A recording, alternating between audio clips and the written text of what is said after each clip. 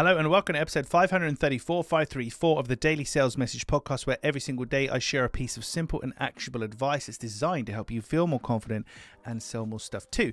Now, one of the things that I talk about quite often with my clients, with my students, is betraying yourself in the language that you use and how you're articulating yourself, particularly in the written format.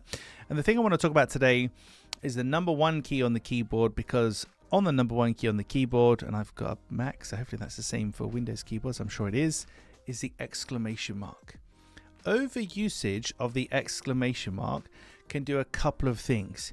It can come across as being too keen, too needy, and you're kind of like, oh yeah, great, everything's wonderful, lots of exclamation. You're trying to be too keen, too nice in a way, trying to scurry things along.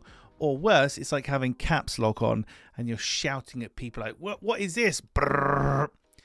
The point is, having lots of exclamation marks, either in a line or within the body of a message, is going to betray you. It's either going to make you look rude or it's going to make you look inferior.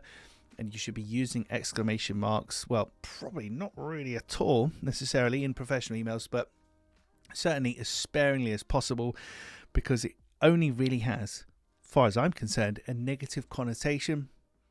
And the more that you use it, the worse that gets. So the more rude I think you are, or the more kind of inferior, needy and wet I might think you are.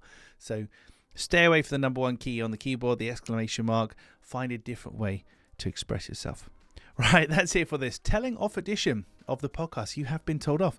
Tomorrow in episode 535, we're talking about reverse selling.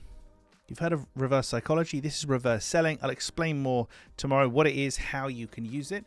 And I'll do that in literally like 3 to 5 minutes or less, because I talk at the speed of light. In the meantime, thank you for listening or watching all the way to the end. I do appreciate it. I'll catch you tomorrow for a very practical edition of the Daily Sales Message.